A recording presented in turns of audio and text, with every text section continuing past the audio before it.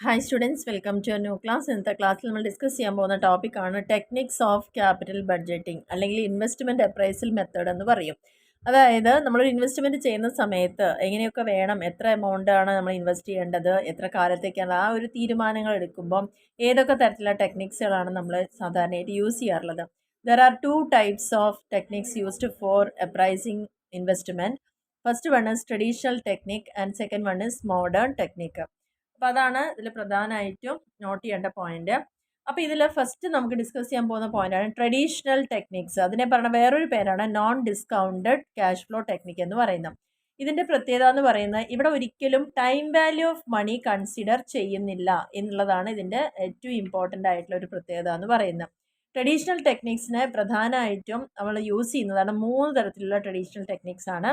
First one pay back method, second one post pay back profitability method, third one average rate of return method. അപ്പോൾ capital ബഡ്ജറ്റിങ്ങിൽ 2 techniques ആണ് use ചെയ്യുന്നത്. First traditional ടെക്നിക്കും second one modern ടെക്നിക്കും. Traditional ടെക്നിക്കിൻ്റെ പ്രത്യേകത എന്ന് പറയുന്നത് നമ്മൾ ഒരിക്കലും ടൈം വാല്യൂ ഓഫ് മണി ഇവിടെ കൺസിഡർ ചെയ്യുന്നില്ല. ഇതിൻ്റെ അണ്ടറിൽ തന്നെ 3 തരത്തിലുള്ള മെത്തേഡ് ഉണ്ട്: pay back, post pay back, average rate of return method. ഇനി നെക്സ്റ്റ് വരുന്നത് ഡിസ്കൗണ്ടഡ് ക്യാഷ് ഫ്ലോ ടെക്നിക്കാണ്, അല്ലെങ്കിൽ ഇതിനെ പറഞ്ഞ പേരാണ് മോഡേൺ ടെക്നിക്ക് എന്ന പേരിൽ അറിയപ്പെടുന്നത്. അപ്പോൾ ഇതിൽ നമുക്ക് പഠിക്കാനുള്ളത് 5 ടൈപ്പിലുള്ള ടെക്നിക്സുകളാണ്. അതിൽ ഫസ്റ്റ് പോയിന്റ് എന്ന് പറയുന്നത് discounted pay back period method, രണ്ടാമത്തെ നെറ്റ് പ്രസൻറ്റ് വാല്യൂ മെത്തേഡ്, മൂന്നാമത്തെ പ്രോഫിറ്റബിലിറ്റി ഇൻഡെക്സ് മെത്തേഡ്, നാലാമത്തത് ഇൻറ്റേർണൽ റേറ്റ് ഓഫ് റിട്ടേൺ, അഞ്ചാമത്തത് modified internal rate of return method. അപ്പോൾ ഇതിൽ ഓരോ പോയിന്റുകളും വളരെ ഇമ്പോർട്ടൻ്റ് ആണ്. എക്സാമിന് എസ് എ ക്വസ്റ്റ്യനൊക്കെ ആയിട്ടൊക്കെ ചോദിക്കാൻ സാധ്യതയുള്ള ഒരു പോർഷനാണ്. ഇതിൽ ആദ്യത്തെ മെത്തേഡ് ഒന്ന് ഡിസ്കസ് ചെയ്യാം. അതായത് ട്രഡീഷണൽ മെത്തേഡിലെ first one pay back method, pay back period അല്ലെങ്കിൽ PBP എന്ന് പറയും. ഇതിൻ്റെ പ്രത്യേകത എന്ന് പറയുന്നത് ഏറ്റവും കോമൺ ആയിട്ട് നമ്മൾ യൂസ് ചെയ്യുന്ന ഒരു മെത്തേഡാണ് ഈ ഒരു പേ ബാക്ക് പീരീഡ് മെത്തേഡ് എന്ന് പറയുന്നത്. ഇവിടെ പേ ബാക്ക് എന്ന് കൊണ്ട് ഉദ്ദേശിക്കുന്നത് നമ്മളൊരു ഇൻവെസ്റ്റ്മെൻറ്റ് നടത്തി കഴിഞ്ഞാൽ എത്ര വർഷം എടുത്തിട്ടാണ് നമ്മൾ ഇറക്കിയ പൈസ നമുക്ക് തിരിച്ച് എടുക്കാൻ സാധിക്കുന്നത്. Pay back period is a length of time or period required to recover the initial cost of the project. ഒരു പ്രോജക്റ്റിൻ്റെ ഇനീഷ്യലായിട്ട് കൊടുക്കുന്ന കോസ്റ്റ് റിക്കവർ ചെയ്യാൻ എത്ര സമയം എടുക്കുന്നു എന്നതിനാണ് നമുക്ക് പേ ബാക്ക് പീരീഡ് കൊണ്ട് ഉദ്ദേശിക്കുന്നത്. It is the expected number of years during the original investment is recovered. Originally നമ്മൾ എത്ര ഇൻവെസ്റ്റ് ചെയ്തിട്ടുണ്ടോ ആ എമൗണ്ട് റിക്കവർ ചെയ്യാൻ എത്ര വർഷങ്ങൾ എടുക്കുന്നു എന്ന് കമ്പ്യൂട്ട് ചെയ്യുന്ന മെത്തേഡിനെയാണ് പേ ബാക്ക് പീരീഡ് മെത്തേഡ് എന്ന് പറയുന്നത്. ഇതിൻ്റെ വേറൊരു പേരാണ് pay out method, pay of period അല്ലെങ്കിൽ റിക്രൂട്ട്മെൻറ്റ് പീരീഡ്, റീപ്ലേസ്മെൻറ്റ് പീരീഡ് എന്നൊക്കെ ഇതിനെ നമ്മൾ അറിയപ്പെടുന്നു എന്നുള്ളതാണ് ഇതിൻ്റെ പ്രത്യേകത. അപ്പോൾ ഇതിൽ 2 തരത്തിലാണ് നമുക്ക് കാൽക്കുലേഷൻ വരുന്നത്. അതായത് നമ്മളൊരു ബിസിനസ് സ്റ്റാർട്ട് ചെയ്യാൻ ഒരു 1 lakh റുപ്പീസ് ഇനീഷ്യലി കൊടുക്കുന്നു വിചാരിക്കുക. എല്ലാ വർഷവും നമുക്ക് 20,000 രൂപ അതിൽ നിന്ന് പ്രോഫിറ്റ് കിട്ടി. അങ്ങനെ 5 വർഷം നമുക്ക് കിട്ടിയിട്ടുണ്ടെങ്കിൽ എന്തായിരിക്കും? 1 ലക്ഷം രൂപ കവർ ചെയ്യാൻ വേണ്ടി നമുക്ക് 5 വർഷം എടുത്തു എന്ന് പറയാം. കാരണം ഇവിടെ എല്ലാ വർഷവും നമുക്ക് എന്തായിട്ടാണ് 20,000 വെച്ച് കിട്ടിയെന്നാണ് പറയുന്നത്. അപ്പോൾ ആ ഒരു ടൈപ്പ് ക്വസ്റ്റ്യൻ ആണ് ഇവിടെ പറയുന്നത്. When annual cash inflows are equal, എല്ലാ വർഷവും നമ്മൾ ഇൻവെസ്റ്റ് ചെയ്തതിൽ നിന്ന് തുല്യമായിട്ടുള്ളൊരു എമൗണ്ട് ആണ് എല്ലാ വർഷവും ലാഭമായി കിട്ടുന്നതെങ്കിൽ ചെയ്യാനുള്ള ഇക്വേഷനാണിത് I/C എന്ന് പറയുന്നത്. I/C എന്ന് പറഞ്ഞാൽ ഇവിടെ നമുക്ക് initial investment divided by cash flow. നമുക്ക് എത്രയാണോ ഒരു കോസ്റ്റ് വന്നിരിക്കുന്ന ഒരു പ്രൊജക്റ്റിലേക്ക് ഇറക്കാൻ വേണ്ടിയിട്ട് ഓരോ വർഷവും കിട്ടിയ ബെനിഫിറ്റ് ആണ് ഇവിടെ കാണിക്കുന്നത്. അതൊരു ക്വസ്റ്റ്യൻ ചെയ്യുമ്പോൾ ക്ലിയർ ആവും. A project involves a cash outlay of ₹5 lakh and generate cash inflow of ₹1 lakh annually for 7 years. ഇവിടെ പ്രത്യേകം ശ്രദ്ധിക്കുക, ഒരു പ്രൊജക്റ്റ് നമ്മൾ ചെയ്യാൻ വേണ്ടിയിട്ട് അതിലേക്ക് ക്യാഷ് നമ്മുടെ കയ്യിൽ നിന്ന് പുറത്തോട്ട് പോവുകയാണ്. അതാണ് ക്യാഷ് ഔട്ട്ലേ എന്ന് പറയുന്നത്. 5 ലക്ഷം രൂപ നമ്മൾ മുടക്കിയിട്ടുണ്ട്. ഓരോ വർഷവും നമുക്ക് അതിൽ നിന്ന് കിട്ടുന്ന ആനുവലി കിട്ടുന്ന ക്യാഷ് ഇൻഫ്ലോ, അതായത് നമുക്ക് ഇങ്ങോട്ടേക്ക് വരുന്ന ക്യാഷ് 1 ലക്ഷം രൂപ നമുക്ക് ഓരോ വർഷവും കിട്ടുന്നുണ്ട്. അങ്ങനെ നമുക്ക് 7 വർഷം കിട്ടിയെന്നാണ് പറഞ്ഞത്.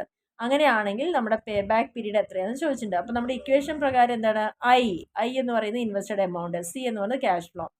ഇവിടെ എത്രയാണ്? 5 ലക്ഷമാണ് നമ്മൾ ഇൻവെസ്റ്റ് ചെയ്തത്. ഓരോ വർഷവും കിട്ടുന്ന ക്യാഷ് ഫ്ലോ എത്രയാണ്? 1000. അപ്പോൾ 5 ലക്ഷം ഡിവൈഡ് ബൈ 1000 അല്ല 1 lakh, അപ്പോൾ ഈക്വൽ ടു 5 year. അപ്പോൾ അതിനടുത്ത് എന്താ?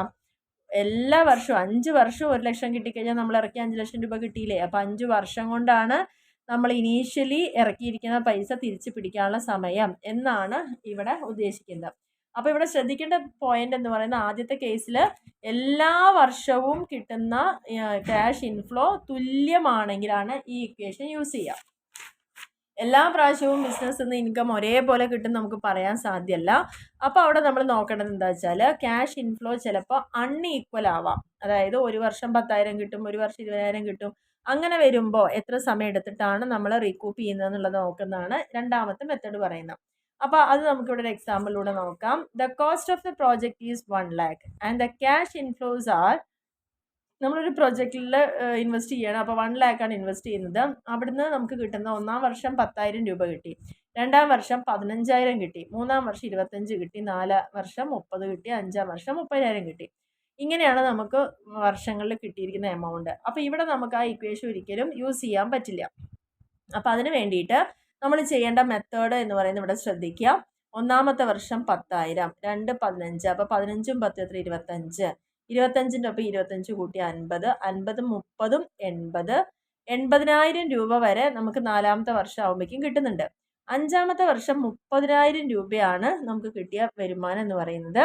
അപ്പോൾ നമുക്ക് ഇവിടെ 80 വരെ കിട്ടിയിട്ടുണ്ടല്ലോ. അപ്പോൾ ബാലൻസ് എത്രയും കൂടി വേണം 1 ലക്ഷം ആവാൻ? 20,000 രൂപ. അതായത് ഈ 30,000-ത്തെ 20,000 കൂടി വരുമ്പോഴാണ് നമുക്ക് 1 ലക്ഷം രൂപ ആവുന്നത്.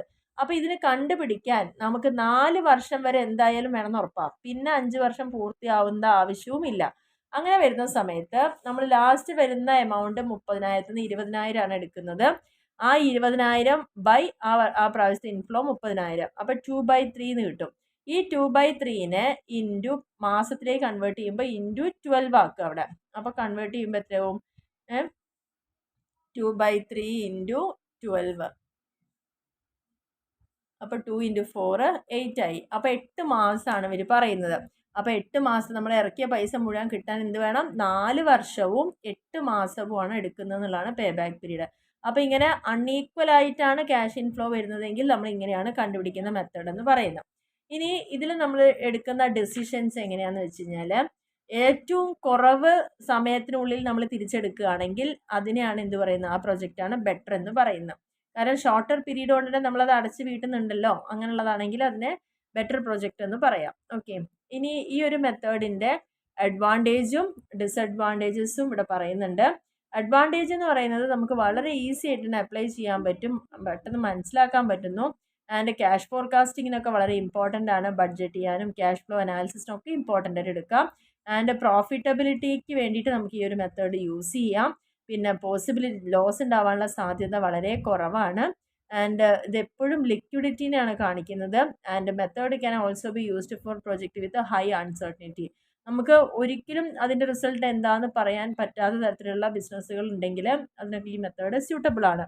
ഇനി ഇതിൻ്റെ ഡിസഡ്വാൻറ്റേജസ് എന്ന് പറയുന്നത് ഇവിടെ നമ്മൾ പറഞ്ഞു ഏറ്റവും വലിയൊരു പോരായ്മ time value of money consider ചെയ്യുന്നില്ല എന്നുള്ളത് തന്നെയാണ്. And it completely ignores pay back period എന്ന് പറഞ്ഞാൽ എന്താ? നമ്മുടെ ക്വസ്റ്റ്യനിൽ ഇപ്പം 7 വർഷം തരും, പക്ഷേ 5 വർഷത്തിൽ തന്നെ നമ്മൾ കംപ്ലീറ്റ് തിരിച്ചു പിടിക്കുന്നുണ്ടെങ്കിൽ ആ 2 വർഷം പിന്നീടുള്ളത് നമ്മൾ കമ്പ്യൂട്ട് ചെയ്യുന്നില്ല. അപ്പോൾ ആ ഒരു പോസ്റ്റ് പേ ബാക്കിനെ ഒരിക്കലും കൺസിഡർ ചെയ്യുന്നില്ല. And does not measure profitability. ഒരു പ്രൊജക്റ്റിൻ്റെ പ്രോഫിറ്റബിലിറ്റീനെ അല്ല മെഷർ ചെയ്യുന്നത്, അത് ജസ്റ്റ് എന്തുമാത്രം ലിക്വിഡിറ്റീനെയാണ് ഫോക്കസ് ചെയ്യുന്നത് എന്നുള്ളതാണ് പറയുന്നത്. അതുപോലെ തന്നെ ഒരിക്കലും റേറ്റ് ഓഫ് റിട്ടേൺ ഇവിടെ മെഷർ ചെയ്യുന്നില്ല. അതേപോലെ തന്നെ മാഗ്നിറ്റ്യൂഡ് എത്രയാണ്, നമ്മൾ ക്യാഷ് ഇൻഫ്ലോ ഉണ്ട് എന്ന് പറയുമ്പം അതിൻ്റെ വ്യാപ്തി അതിൻ്റെ ടൈമിംഗ് ഒക്കെ എത്രത്തോളം ഉണ്ട് എന്നുള്ളത് ഒരിക്കലും കൺസിഡർ ചെയ്യുന്നില്ല. കോസ്റ്റ് ഓഫ് ക്യാപിറ്റലിനെയും ഇത് കംപ്ലീറ്റ് ആയിട്ട് ഇഗ്നോർ ചെയ്യുന്നു എന്നുള്ളതാണ് ഇതിൻ്റെ പോരായ്മയായിട്ട് പറയുന്നത്. ഇനി രണ്ടാമത്തെ മെത്തേഡാണ് പോസ്റ്റ് പേ ബാക്ക് മെത്തേഡ് അല്ലെങ്കിൽ പ്രോഫിറ്റബിലിറ്റി മെത്തേഡ് എന്ന് പറയുന്നത്. അപ്പോൾ ഇതിൽ നമ്മൾ പ്രത്യേകിച്ച് ശ്രദ്ധിക്കാനുള്ള കാര്യം പോസ്റ്റ് മെത്തേഡിൽ എൻറ്റയർ ക്യാഷ് ഫ്ലോനെ, ക്യാഷിൽ എത്രയാണോ ഇൻഫ്ലോ ഉണ്ടായിരിക്കുന്നത് അതിനെ നമ്മളിതിൻ്റെ വർക്കിംഗ് ലൈഫ് കൊണ്ടാണ് നമ്മൾ കണക്കാക്കുന്നത് എന്നുള്ളതാണ് പറഞ്ഞിരിക്കുന്നത്. അപ്പോൾ ഇതിൻ്റെ ഇക്വേഷൻ ഇവിടെ പഠിക്കാം. ടോട്ടൽ ക്യാഷ് ഇൻഫ്ലോ ആ ഒരു പ്രൊജക്റ്റിൻ്റെ കാലയളവിൽ എത്ര പൈസ ഇങ്ങോട്ട് വന്നിട്ടുണ്ടോ അത് മൈനസ് അതിൻ്റെ ഇനീഷ്യൽ കോസ്റ്റ്, തുടങ്ങാൻ വേണ്ടി എത്ര പൈസ കൊടുത്തിട്ടുണ്ടോ അതാണ് മൈനസ് ചെയ്യേണ്ടത്. അതല്ലെങ്കിൽ നമുക്ക് ചെയ്യാനുള്ള മെത്തേഡാണ് ഓരോ വർഷവും കിട്ടുന്ന ക്യാഷ് ഇൻഫ്ലോ എടുക്കുക ഇൻറ്റു ടോട്ടൽ ലൈഫ് എത്ര നോക്കുക പ്രൊജക്റ്റിൻ്റെ, അതിൽ നിന്ന് എത്ര വർഷം കൊണ്ട് നമ്മളത് റിക്കൂപ്പ് ചെയ്യേണ്ടത് നോക്കുക, അത് മൈനസ് ചെയ്താലും മതിയാവും.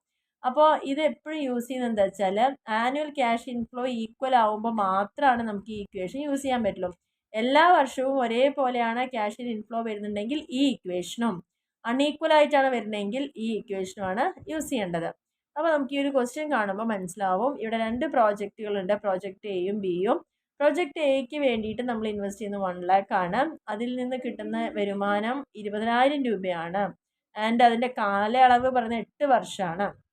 അപ്പോൾ ഇവിടെ 8 വർഷവും നമുക്ക് 20,000 കിട്ടി എന്നാണ് ഇവിടെ പറയുന്നത്. ഓക്കെ, ഇനി പ്രൊജക്റ്റ് ബി എന്ന് പറയുന്നത് അതിൻ്റെ ഔട്ട്ലേയും 1 lakh ആണ്. പക്ഷെ ആദ്യത്തെ 3 വർഷം 30,000വും പിന്നത്തെ 5 വർഷം 10,000 രൂപ വെച്ച് കിട്ടുന്നുണ്ട്. അതിൻ്റെയും എസ്റ്റിമേറ്റഡ് ലൈഫ് എന്ന് പറയുന്നത് 8 years ആണ്. അപ്പോൾ ഇതാണ് നമ്മുടെ ക്വസ്റ്റ്യൻ എന്ന് പറയുന്നത്. അപ്പോൾ പ്രൊജക്റ്റ് എ ആണോ ബി ആണോ ബെറ്റർ എന്നാണ് ചോദിക്കുന്നത്. അപ്പോൾ പ്രൊജക്റ്റ് എയുടെ കാര്യം ആദ്യം നോക്കാം. നമ്മൾ ഫസ്റ്റ് എന്ത് ചെയ്തു, ഇനീഷ്യലായിട്ട് എക്ക് കൊടുത്തത് എത്രയാണ്, 1 lakh ആണ്. അങ്ങനെ 20,000 ഒരു വർഷം കിട്ടുന്നുണ്ടെങ്കിൽ നമുക്ക് എത്ര സമയം കൊണ്ട് ഇത് എടുക്കാം, 5 വർഷം കൊണ്ട് തന്നെ 1 ലക്ഷം ആക്കി എടുക്കാമല്ലോ. ഇവിടെ 8 വർഷമാണ് തന്നിരിക്കുന്നത്. അപ്പോൾ നമുക്ക് ആ ഇക്വേഷനിൽ തന്നെ അപ്ലൈ ചെയ്യാം.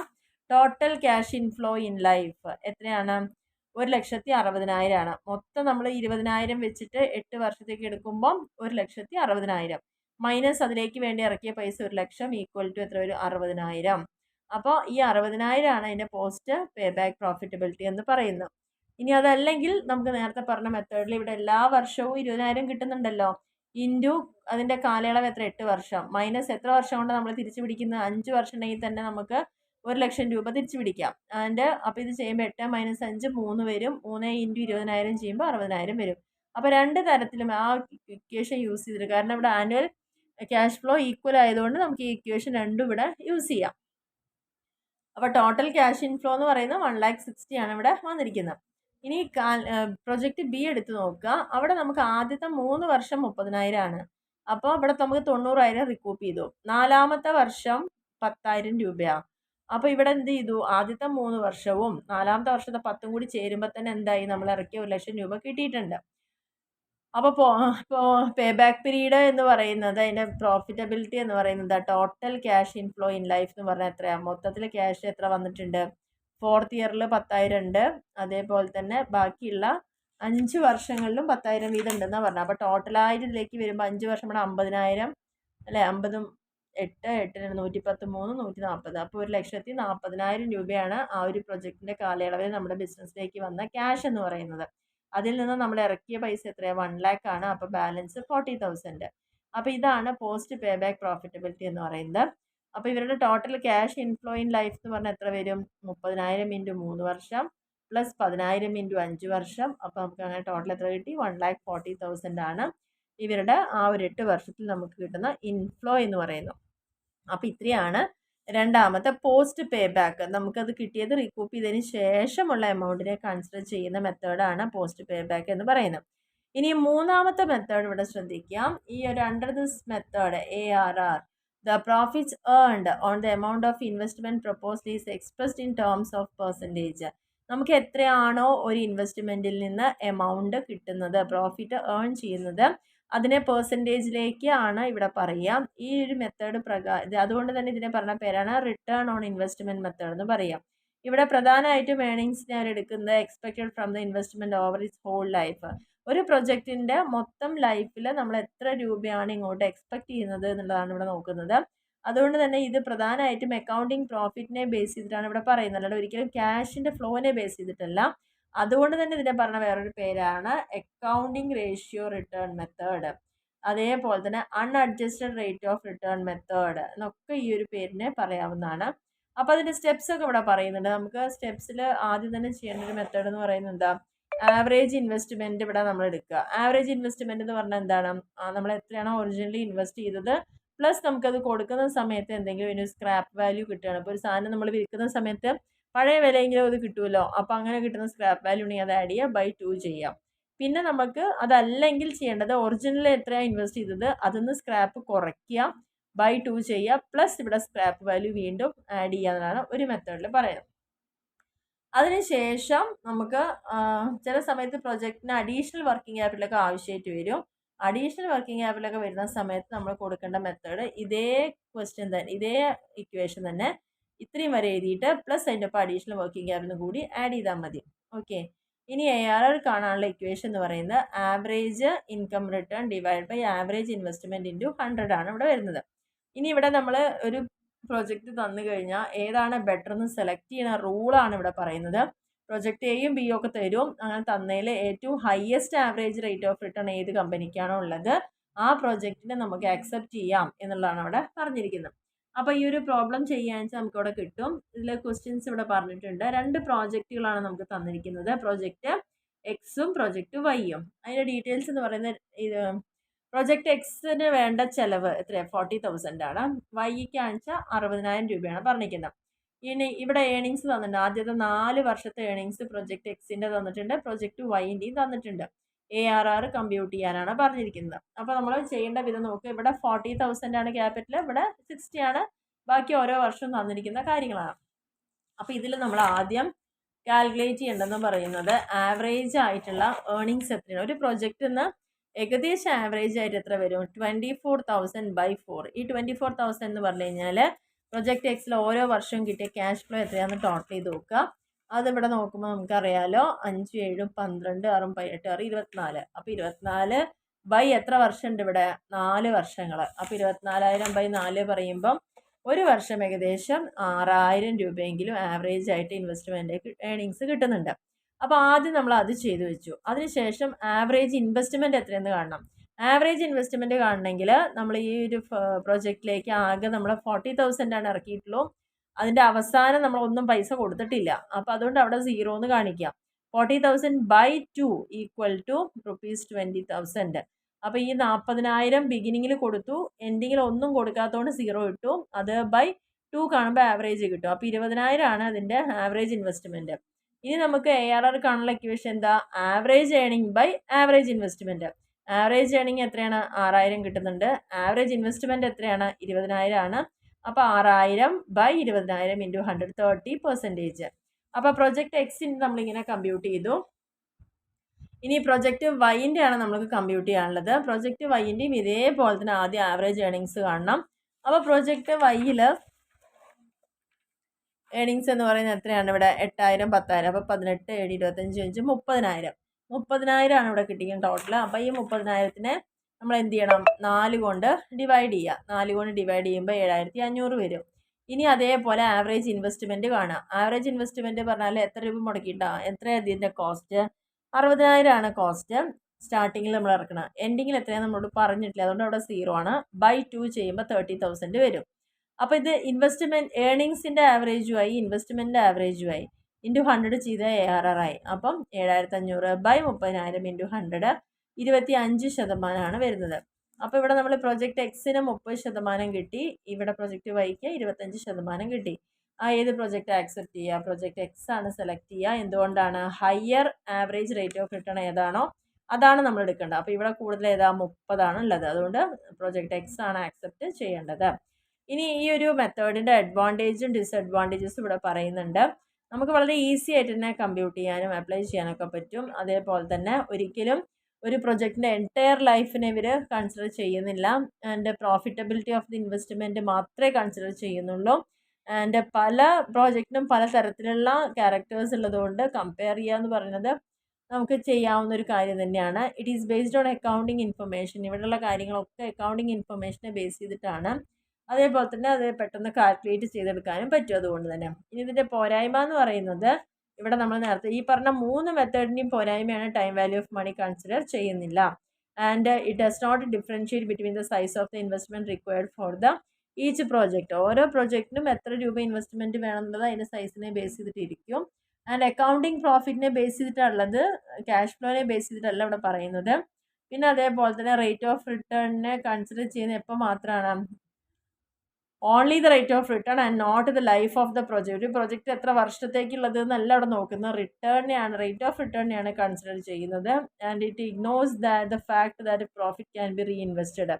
ഇനി നമുക്കിങ്ങനെ ഓരോ പ്രാവശ്യം കിട്ടുന്ന പ്രോഫിറ്റിൽ നിന്ന് വീണ്ടും നമുക്ക് റീഇൻവെസ്റ്റ് ചെയ്യാനുള്ള ഒരു സാധ്യതയൊന്നും ഇവിടെ കാണിക്കുന്നില്ല എന്നുള്ളതാണ് വേറൊരു പോരായ്മയായിട്ട് പറയുന്നത്. അപ്പോൾ ഇന്നത്തെ ക്ലാസ്സിൽ നമ്മൾ ആകെ ഡിസ്കസ് ചെയ്ത പോയിന്റ് ടൂൾസ് എന്തൊക്കെയാണ്, ക്യാപിറ്റൽ ബഡ്ജറ്റിങ്ങിൻ്റെ ടൂൾസ് അല്ലെങ്കിൽ ടെക്നിക്സ് എന്തൊക്കെയാണ്. പ്രധാനമായിട്ടും നമ്മൾ പഠിച്ച ട്രഡീഷണലും മോഡേണും ആണ്. ട്രഡീഷണൽ പറയുമ്പോൾ നോൺ ഡിസ്കൗണ്ടഡ് മെത്തേഡാണ്.